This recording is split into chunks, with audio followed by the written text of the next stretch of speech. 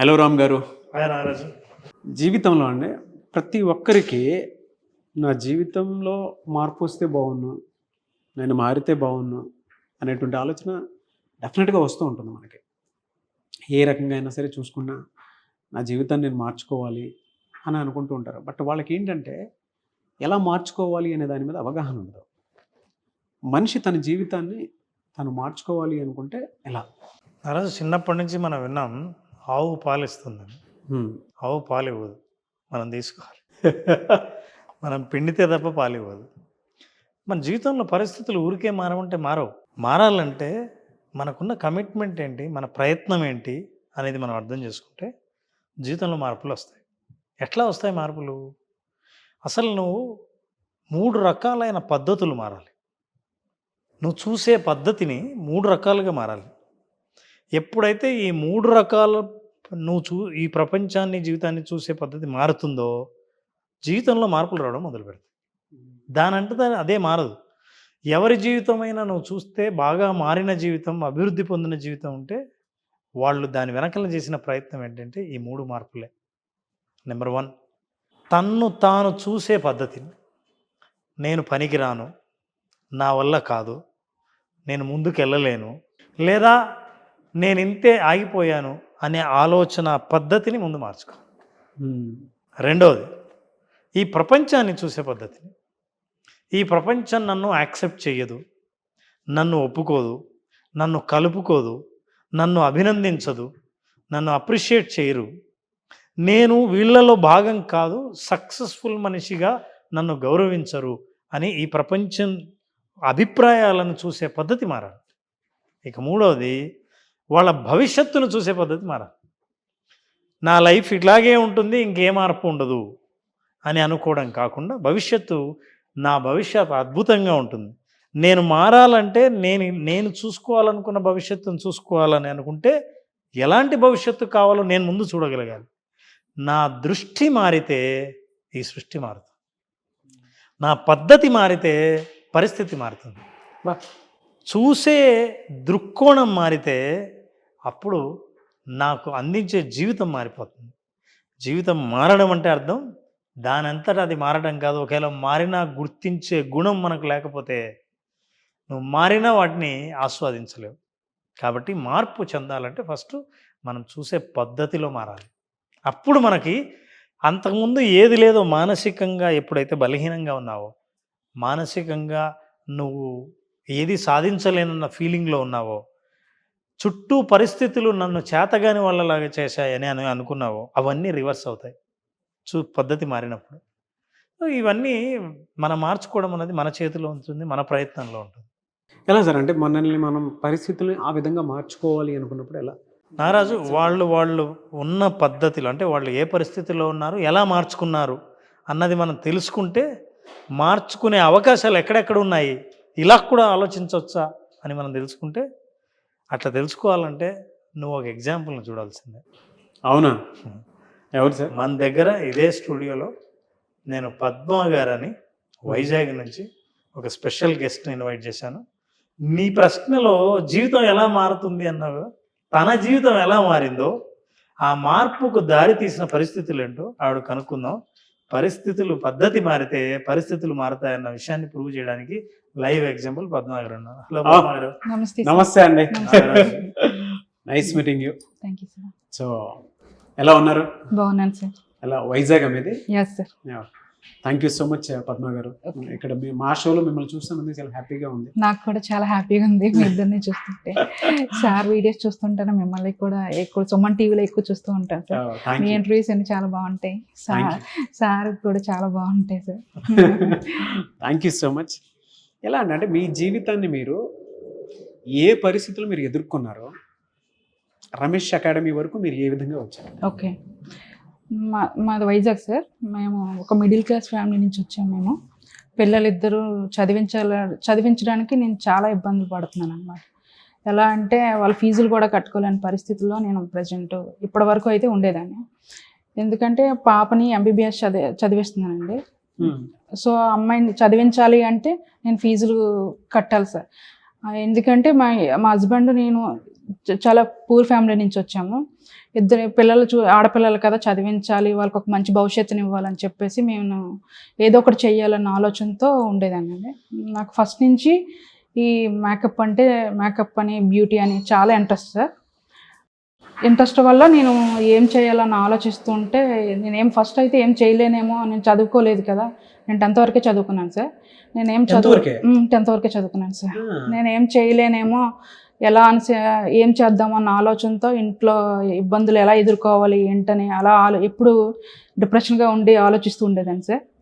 అయితే సడన్గా ఒకరోజు నేను ఫోన్లో యూట్యూబ్లో నేను మీ రమేష్ సార్తో మీరు ఇంటర్వ్యూలు చేసినవి, నెక్స్ట్ రమేష్ సార్ ఇవి రీల్స్ ఇవన్నీ ఎక్కువ చూసాను సార్. ఎక్కువ ఫాలో అయితే ఇంకా చాలా బెస్ట్ అకాడమీస్ ఉన్నాయి సార్. నేను ఇక్కడ చూసిన పరిస్థితులు కానీ అన్నీ ప్రతిదీ వాచ్ చేస్తూ వచ్చాను సార్. నేను చూసిన తర్వాత ఎలా అయినా నేను ఇక్కడికి రావాలి అని ఆన్ స్పాట్లో నేను ఎలా అయినా మారాలి, నా పరిస్థితులు మారాలి అన్న ఆలోచనతో నేను వెంటనే బ్యాగ్ సర్దుకొని ఇంక నేను హైదరాబాద్కి వచ్చేసాను సార్. మీ పద్ధతి మార్చారు అక్కడ? మార్చాను సార్. పద్దు గారు పద్ధతి మార్చారు. మీరు మార్చిన తర్వాత ఇంతకుముందు అన్నారు కదా, ఎలా మారుతుందని ఎప్పుడు డిప్రెషన్లో ఉండేవాళ్ళం, ఎప్పుడు ఆలోచనలో ఉండేవాళ్ళం. మీకు అట్లాంటి ఆలోచనల నుంచి ఇప్పుడు దూరం అయ్యారా? చాలా సార్. ఎందుకంటే ఇక్కడ నేను వచ్చిన తర్వాత ఇక్కడ నాలో చాలా కాన్ఫిడెన్స్ లెవెల్ అనేది చాలా చాలా బిల్డ్ అయింది సార్. ఎందుకంటే నేను ఇప్పుడు నా పరిస్థితి నుంచి నేను ఇప్పుడు ఆన్ స్పాట్ వైజాగ్ నేను వెళ్ళిపోయినా సరే, నేను మంచి ఒక అకాడమీ పెట్టుకోగలను. ఒక 10 మంది నాతో పాటు ఒక 10 మందికి నేను సోర్స్ ఇవ్వగలను. ఫ్యూచర్ చూసే దృష్టి మారింది. 10 మందికి నాతో పాటు నా 10 మంది చుట్టూ పరిస్థితులు కూడా మార్చగలను అన్న ఆలోచనతో నేను ఇప్పుడు ఉన్నాను సార్. రమేష్ మేకప్ అకాడమీకి వచ్చిన తర్వాత లైఫ్ మారి సార్. ఎలా అంటే మీరు చూసినటువంటి పెయిన్ ఏ విధంగా ఉండిందండి ఇక్కడికి రాకముందు? ఇక్కడికి రాకముందు నా పరిస్థితి చెప్పాను కదా సార్ నేను. ఎందుకంటే పిల్లల ఫీజులు కట్టుకోవడానికి కూడా చాలా ఇబ్బంది సార్. ఎందుకంటే మా హస్బెండ్ నేను ఇద్దరం కలిపి ఏదో ఒకటి పని చేసి వాళ్ళు చదివిస్తేనే కానీ మేము వాళ్ళకి ఒక మంచి లైఫ్ అనేది ఇవ్వలేము సార్. మా పరిస్థితులు అటువంటివి. ఎందుకంటే ఇలాంటి పరిస్థితులు ఇంకెవరికి రాకూడదు, నాకు తగిన సాయం నేను ఏదో ఒకటి చెయ్యాలి, ముందు నేను ఎదగాలి, నా చుట్టూ 10 మంది ఎదగాలి అన్న ఆలోచనతో నేను ఇక్కడికి వచ్చాను సార్. మీ మానసిక స్థితి ఎలా ఉండేది అప్పుడు? అంటే వీళ్ళని చదివించాలి అనేటువంటి ఆందోళన రోజు ఉండేదండి. ఎందుకంటే పిల్లలందరూ చదువుకుంటుంటే వీళ్ళు కూడా చదవాలి, ఏదో ఒక మంచి స్టేజ్లో ఉండాలి. ఆడపిల్లలు కదా సార్, ఇద్దరు ఆడపిల్లల వల్ల ఏదో ఒక ఆలోచన, వీళ్ళకి ఒక మంచి భవిష్యత్. పేరెంట్గా మనం ఆస్తులు అంతస్తులు అయితే ఇవ్వలేము సార్. ఒక పేరెంట్గా ఒక మంచి చదువును అయితే ఇవ్వాలి తప్పకుండా. సో అది ఇవ్వాలంటే మేము ముందు ఎదిగి పిల్లలు ఏదో ఒకటి చెయ్యాలి కదా సార్. సో అందుకోసమని నేను ఇంకా ఇదే ఆలోచనతో అది రమేష్ అకాడమీకి రాగలిగాను. ఇక్కడికి వచ్చిన తర్వాత మీ టోటల్ ఎక్స్పీరియన్స్ ఏంటంటే అంటే ఏ విధంగా అనిపించింది సార్? నేను ఇక్కడికి రాకముందు నేను చాలా సఫర్ అయ్యేదాన్ని సార్. నేనేం చెయ్యలేనేమో, నేను పిల్లలు చదివించుకోలేనేమో, అందరి పిల్లలు చదువుకుంటున్నారు, నా పిల్లలు చదువుకోలేరేమో, నేను ఏం చెయ్యాలి అని ఎక్కువ డిప్రెషన్లో ఉండేదాన్ని సార్. కానీ నేను ఏం చేత కాదేమో నాకు ఫస్ట్, నేనేం చేయలేనేమో అన్న ఆలోచనతో ఎక్కువ ఉండేదాన్ని. మీ చుట్టూ పరిస్థితులు ఎలా ఉండేవి? మా చుట్టూ పరిస్థితులు అనేది ఒక పల్లెటూరు వాతావరణం సార్. అలాంటి సిటీ కాదు, పల్లెటూరు కాదు. అక్కడ వర్క్ చేద్దామన్నా ఆపర్చునిటీస్ ఏమి ఉండవు. నేను చదువుకోలేదు, ఏ జాబ్ అనేది నాకు ఒక కష్టం కదా సార్. అందువలన నేను ఏదైనా చెయ్యాలి, నా చేతిలో ఒక వర్క్ అనేది ఉండాలి అన్న ఆలోచనతో నేను మేకప్ అని నాకు ఫస్ట్ నుంచి ఇంట్రెస్ట్ సార్. కాకపోతే నా పరిస్థితుల వల్ల నేను నేర్చుకోవడం కానీ చేసే అవకాశం కూడా నాకు లేకపోయింది. ఈరోజు నేను తెగించాలి, ఏదైనా చెయ్యాలి, నేను ఎలా అయినా మార్చుకోవాలన్న ఆలోచనతో నేను హైదరాబాద్ వెంటనే రావాల్సి వచ్చింది సార్. ఓకే. ఆ దుర్భర పరిస్థితులు అసలు మీకు ఏ విధంగా ఉన్నాయండి అప్పట్లో? సార్ ఎలా అంటే ఇంకా పిల్లలు బాగా చదువుకునే పిల్లలు సార్, పిల్లలిద్దరూ మంచి స్టడీ పిల్లలు. కాకపోతే మేము ఉన్న పరిస్థితుల వల్ల వాళ్ళని చదివించలేకపోయాం. ఎందుకంటే తను తెచ్చేది 20,000 ఇలా తెస్తారు, మేము ఇంట్లో మెయింటెనెన్స్ పిల్లలు చదివించాలంటే చాలా కష్టంగా ఉండేది సార్. అప్పటికి నేను మిషన్ కుడుతూ కొంచెం అమౌంట్స్ సంపాదించి పిల్లలకి వాళ్ళకి ఫీజులు కడుతూ చాలా ఇబ్బందులు పడ్డాం సార్. ఎలా అంటే అది భగవంతుడికి తెలుసు సార్. మేము ఎన్ని ఇబ్బందులు పడ్డామని మేము బయటికి చెప్పుకోలేము సార్. అంటే పిల్లలకి సరిగ్గా అంటే వాళ్ళు అడిగింది ఇవ్వలేక, వాళ్ళకి నచ్చిన చదువును కూడా మనం ఇవ్వలేకపోతున్నాం అన్న ఎక్కువ బాధపడుతుండేదాన్ని సార్ ఎక్కువ. సో ఇంకెలా అయినా నేను మారాలి, నా పరిస్థితిని ఎలా అయినా నేను మార్చాలి అంటే నేను ఏదో ఒకటి చెయ్యాలి ఫస్ట్ అని ఆలోచిస్తూ నేను సుమన్ టీవీలో వీడియోస్ వస్తుంటే రమేష్ గారివి చూసి మీవి కూడా ఇంటర్వ్యూస్ ఎక్కువ చూశాను సార్. చూసి నాకు ఒక బెస్ట్ ఆపర్చునిటీ లాగా ఉందనిపించి ఇంక నేను వెంటనే వైజాగ్ నుంచి ఇక్కడికి వచ్చేసాను సార్. ఇంకేం ఆలోచించలేదు. అంటే మీరు ఏడ్చుకున్నంత పరిస్థితిలోకి వెళ్ళిపోయి మాట్లాడుతున్నారు కాబట్టి అడుగుతున్నాను, ఏ పరిస్థితి మిమ్మల్ని బాగా బాధ పెట్టింది? చెప్పలేను sir.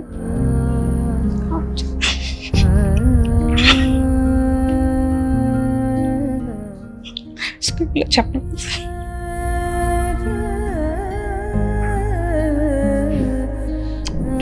We understand that. Okay, మీరు ఇక్కడికి వచ్చిన తర్వాత ఆ ఆలోచనలు కానీ ఆ బాధలు కానీ ఏం గుర్తుకు రాకుండా ఉన్న పరిస్థితిలో ఉన్నాను సార్. ప్రజెంట్ ఇంకా ఆ లైఫ్ నాకు వద్దు సార్. ఆ లైఫ్ కాకుండా ఇప్పుడు ఇంకా బెటర్గా ఉండాలి, నేను బెటర్గా పిల్లలు చూసుకోవాలి. పిల్లలు ఏ విధంగానూ వాళ్ళకి ఒక మంచి లైఫ్ ఇవ్వాలి. వాళ్ళతోనే పాటు నన్ను నమ్ముకున్న వాళ్ళు పిల్లలు కానీ నా చుట్టూ ఉన్న పరిస్థితులు నా అలాంటి వాళ్ళు చాలామంది ఉన్నారు సార్.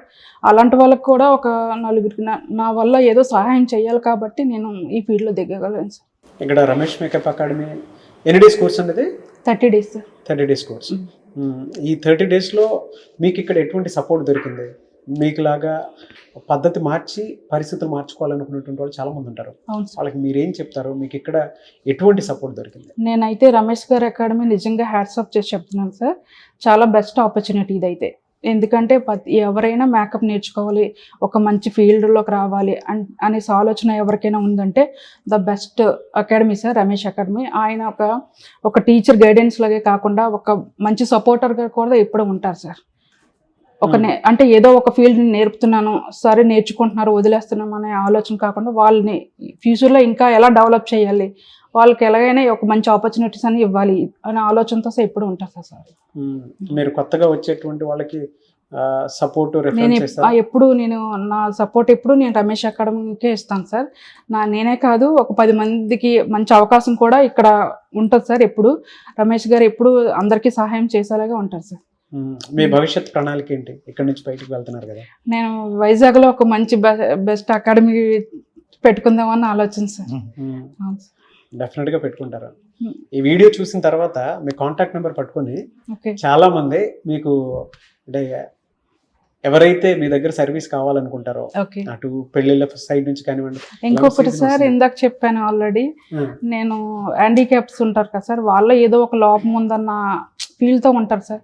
వాళ్ళకు కూడా నేను ఫ్రీ సర్వీస్ చేద్దామన్న ఆలోచన నాకు ఉంది సార్. Very good. అవును సార్. ఎందుకంటే వాళ్ళు కూడా ఏదో ఒక లోపం ఉందని కొంచెం కాకపోతే కొంచెం ఆలోచన వస్తుంది కదా సార్. నేను ఏదైనా హ్యాపీనెస్ ఇవ్వాలనుకుంటే వాళ్ళకి ఫ్రీ మేకప్ చేసి నేను వాళ్ళకి కొంచెం హ్యాపీనెస్ ఇద్దామన్న ఆలోచన సార్. మీ పిల్లలు డాక్టర్ చదువుతున్నా కూడా నేను వాళ్ళ మీద ఆధారపడిన కానీ నేను మాత్రం నా సైడ్ నుంచి సర్వీస్ చేద్దామని అనుకుంటున్నానని చెప్పారు చూసారా. Really hats off to you అండి. Thank you sir. ఎందుకంటే MBBS చదువుతున్న కూతురుండి కూడా తను డిపెండ్ అవ్వట్లేదు, నేనే సర్వీస్ చేస్తాను నా సైడ్ నుంచి అని చెప్పేసి చెప్తున్నారు చూసారా. అయితే సరే, చూసే కోణం మార్పులు అని అంటే మీరు అందుకే గతం నుంచి తను మాట్లాడుతున్నప్పుడు ముఖంలో బాధ, భవిష్యత్తులో ఏం చేయాలని అనుకుంటున్నా అన్నప్పుడు సంతోషం బాగా స్పష్టంగా కనిపించింది ఇప్పుడు బాగా. సో ఇట్లా పద్ధతులు మార్చి పరిస్థితుల్ని పూర్తిగా మార్చగలిగిన ఒక వ్యక్తి నువ్వు అడిగిన ప్రశ్నకు సాక్ష్యంగా తీసుకొచ్చాను. పద్దు గారు పద్ధతి మార్చారు. అవును సార్. అకాడమీకి వచ్చిన తర్వాత పరిస్థితులు అన్ని మారిపోయి సార్.